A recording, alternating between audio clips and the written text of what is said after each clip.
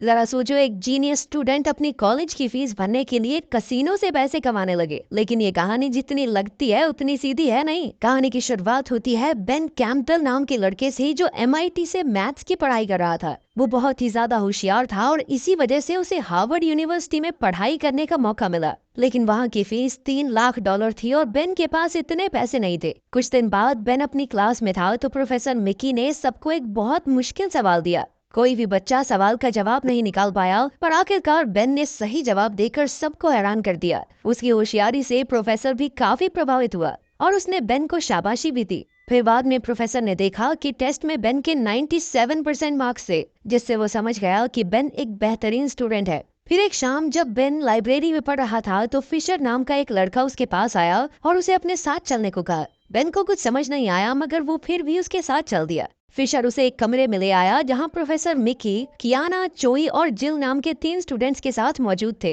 असल में ये MIT के सबसे होशियार बच्चों का ग्रुप था। फिर मिकी ने बेन को बताया कि ये उसकी ब्लैक जैक टीम है, जो कसिनोज में जाकर मैथमेटिकल टेक्निक्स के जरिए सभी बाजियां जीत जाती है। इस स्कीम के जरिए वो बचे हुए पत्तों को जोड़कर हिसाब लगाते हैं कि सामने वाला इंसान कौन सा पत्ता फेंकेगा। मिकी ने बताया कि वो सब खेलने के लिए लास वेगस जाते हैं और पूरी टीम रूल्स के हिसाब से चलती है। अंत में प्रोफेसर ने ये भी कहा कि वो कुछ गैर कानूनी नहीं कर रहे और वो जानते हैं कि बेन एक जीनियस है, इसीलिए वो चाहते हैं कि बेन भी उनकी टीम में शामिल हो जाए। मगर बेन को ये सट्टेबाजी का खेल कुछ ठीक सा नहीं लगा और उसने ग्रुप में शामिल होने से इनकार कर दिया। सबने उसे मनाने की बहुत कोशिश की, लेकिन बेन नहीं माना। आखिर में जाने से पहले प्रोफेसर ने उसे कहा कि इस टीम के बारे में किसी को कुछ मत बताना। फिर अगले दिन जब बेन दुकान पर था तो जिल वहाँ कुछ खरीदने के बहाने से आ गई। लेकिन फिर जल्द ही वो बेन के पास जाकर उसे टीम में शामिल होने के लिए मनाने लगी। जिल ने उसे समझाया कि इस स्कीम के जरिए वो जल्द ही अपनी हार्वर्ड की फीस जमा कर सकता है। इस बात से बेन को थोड़ी दिलचस्पी तो हुई और वैसे भी वो काफी समय से जिल को पसंद करता था।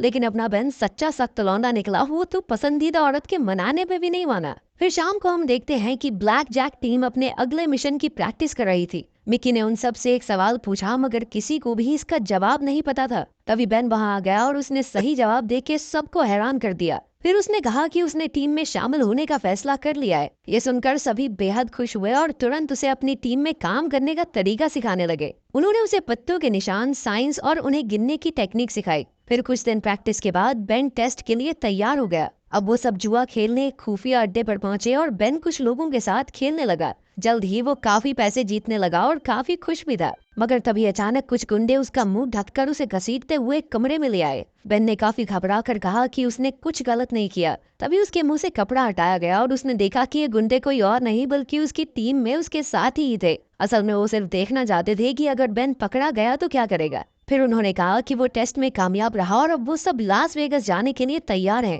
अगले दिन Black Jack team Las Vegas पहुंच गई और मिकी ने सबको नया नाम देकर अपना फेस बदलने को कहा। इसके बाद रूल के मुताबिक उन सबको एक दूसरे को ना जानने का नाटक करना होगा। खैर, फिर समय आने पर बेन एक कसिनो में घुसा और पूरे आत्मविश्वास के साथ उसने $10,000 का सट्टा लगाया। अपनी ट्रेनिंग के जरिए जल्द ही वो जीत गया और फिर पैसे दोगुने करके अगला सट्टा लगाता रहा। उसके बाकी साथी तो थोड़े समय बाद खेल खत्म करके अपने कमरों में चले गए, मगर बेन पूरी रात वहीं बैठकर ढेर सारे पैसे कमाता रहा। फिर अगली सुबह जिल ने बेन को उसके हिस्से के पैसे दिए और कहा कि सभी उसके काम से बेहद खुश हैं। तब बेन ने कहा कि वो ये काम सिर्फ अपनी पढ़ाई की फीस जमा करने के लिए कर रहा है और पैसे पूरे होते ही वो ये काम छोड़ देगा। तब जिल ने हंसते हुए कहा कि सभी यही कहते हैं। खैर, जब बेन अपने हॉस्टल के कमरे में वापस आया तो उसने सारे पैसे छत पर लगे पंखे में चिपका दिए। तभी माइल्स और कैम ने वहां आकर उससे पूछा कि वो 2 दिन तक कहाँ था, तो बेन ने झूठ कह दिया कि वो अपने रिश्तेदारों से मिलने गया था। खैर, शाम को बेन अपने दोस्तों के साथ एक बार में गया जहाँ जिल भी मौजूद थी। बेन के दोस्तों ने उसे हौसला देकर कहा कि जा भाभी से बात करके आ।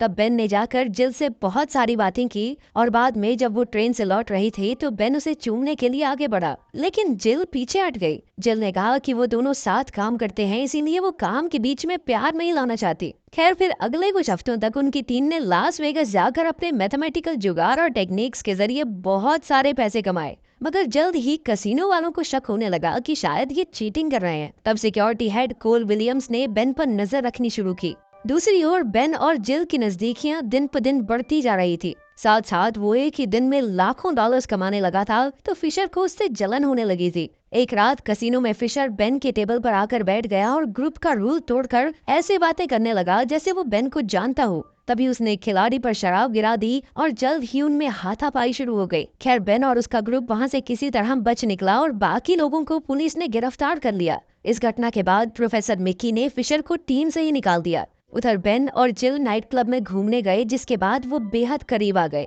फिर जैसे जैसे समय बीता बेन का पूरा ध्यान पढ़ाई से हटकर पैसे कमाने में लग गया और तो और वो अपने दोस्तों से भी दूर हो गया। उसने साइंस प्रोजेक्ट में भी कोई मदद नहीं की, इसीलिए उसके दोस्तों ने उसे ग्रुप से निकालने का फैसला किया। ये सुनकर बेन को धक्का लगा, मगर फिर उसने कहा कि मुझे तो कभी इस प्रोजेक्ट में इंटरेस्ट था भी नहीं, निकलो यहाँ से। फिर अगली बार जब team Black Jack Las Vegas गई तो बेन परेशान होकर टेबल पर ही बैठा रहा और $2 लाख हार गया। उस रात मिकी ने उसे खूब डांटा और उसे ग्रुप से निकाल दिया। साथ ही उसने बेन को $2 लाख का नुकसान भरने को भी कहा। पर बाद में बेन ने अपने बाकी 3 खिलाड़ियों को कहा कि उन्हें मिलकर अपनी नई टीम बना लेनी चाहिए, क्योंकि मिकी तो कभी रिस्क लेकर खेलता भी नहीं और फिर वो जीती हुई रकम का आधा हिस्सा ले जाता है। आखिरकार सब उसकी बात मान गए और एक कसिनो में जाकर खेलने लगे। जल्द ही उन्होंने काफी पैसे जीत लिए, पर तभी अचानक कोल ने वहां आकर बेन को पकड़ लिया और उसके बाकी साथी भाग गए। असल में कोल को बेन के बारे में मिक्की ने ही बताया था। इसके बाद बेन को एक खुफिया कमरे में लाया गया, जहां कोल और उसके साथियों ने उसे बुरी तरह पीटा। कोल ने कहा कि जल्द ही सभी कैसीनोज में चेहरा पहचानने की मशीन लग जाएगी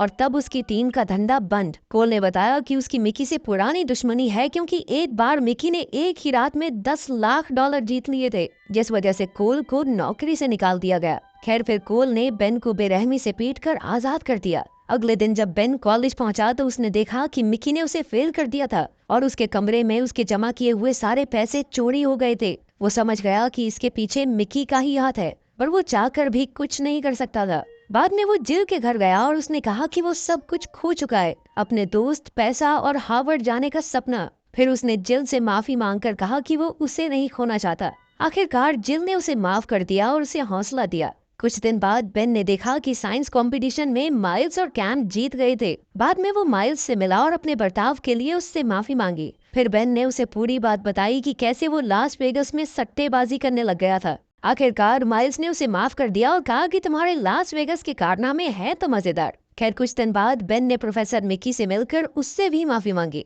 और कहा कि वो फिर से टीम में शामिल होकर अपने खोए हुए पैसे वापस जीतना चाहता है। उसने कहा कि वो चेहरा पहचानने वाली मशीन लगने से पहले एक आखिरी बार खेलना चाहता है। साथ ही उसने पैसों के बदले मिकी को उसे पास करने को कहा। पैसों के लालच में आकर प्रोफेसर मिकी राजी हो गया और उसकी टीम एक बार फिर से लास वेगास आ पहुंची। इस बार उन्होंने $6,40,000 जीत लिए थे, मगर तभी अचानक कोल और उसकी टीम उन्हें पकड़ने आ पहुंची। बेन की टीम तुरंत सारे पैसे लेकर वहां से भाग निकली। तभी मिकी ने बेन से पैसों का बैग लेकर कहा कि वो इसे संभाल कर रखेगा। इसके बाद मिकी भागकर एक लिमोजीन में बैठ गया और ड्राइवर को एयरपोर्ट चलने को कहा। तब ये खुलासा होता है कि ये सब तो मिकी की साजिश थी, ताकि वो पूरी टीम का पैसा लेकर फरार हो जाए। अब वो बेहद खुश था, मगर जैसे ही उसने बैग खोला तो उसके पैरों तले जमीन खिसक गई। असल में इस बैग में पैसे नहीं बल्कि नकली सिक्के थे। तभी उसने देखा कि वो ड्राइवर असल में कोल का ही आदमी था। तब हमें पता चला कि जब कोल ने बेन को पकड़ा था तो बेन ने उससे वादा किया था कि वो खुद मिकी को यहाँ लेकर आएगा। इसके बदले कोल ने बेन और उसकी टीम की शक्ल डाटाबेस से हटाने का वादा किया, ताकि मशीन उनका चेहरा ना पहचान सके और वो बाद में भी कसिनोज में जाकर खेल सके। उधर बेन और जिल की मुलाकात कोल से हुई और उसने मिकी को पकड़वाने के लिए बेन का शुक्रिया अदा किया। पर जैसे ही बेन और जिल जाने लगे तो कोल ने उन्हें रोककर उनकी जीत के पैसों का एक हिस्सा मांग लिया। बेन ने कहा कि उनकी ऐसी तो कोई डील नहीं हुई थी, पर तभी कोल ने बंदूक निकालकर कहा कि बेटा मैं रिटायर होने वाला हूँ, इसीलिए पैसों की जरूरत है मुझे। वो जानता था कि बेन इतना होशियार है, वो किसी न किसी तरीके से और पैसे कमा ही लेगा। बेन को अपनी जान ज्यादा प्यारी थी, इसीलिए वो कोल को पैसे देकर जिल के साथ लौट आया। उधर मिकी को उसी खुफिया कमरे में लाया गया। कोल और उसके साथ ही काफी बेसब्री से उसका इंतजार कर रहे थे। मिकी ने तुरंत उसे पैसों का लालच देने की कोशिश की, अगर कोल ने कहा कि ना बस और पैसे नहीं चाहिए, बहुत हो गए मेरे पास। फिर उसने मिकी की जमकर धुलाई की। वहीं दूसरी ओर बेन और जिल एक कसिनो में माइल्स और कैम से मिले। तब पता चला कि बेन की तरह वो दोनों भी मैथ्स में तेज थे और बेन ने उन्हें भी कसिनोज में खेलने के लिए बुलाया था। इसके बाद उनकी टीम ने अपनी टेक्निक्स के जरिए ढेर सारा पैसा जीता। कुछ दिनों बाद सभी कसिनोज में चेहरा पहचानने की मशीन्स लग गई और कोल और उसके साथियों को सिक्योरिटी गार्ड्स की नौकरी से निकाल दिया गया। वहीं दूसरी ओर बेन ने अपनी कहानी हार्वर्ड के प्रिंसिपल को सुनाई और पूछा कि मेरी काबिलियत ने आपको हैरान किया या नहीं। ये सुनकर तो प्रिंसिपल का मुंह खुला का खुला रह गया। तो क्या बेन को हार्वर्ड में एडमिशन मिल गया होगा? इस बारे में आप क्या सोचते हैं? कमेंट्स में जरूर बताना।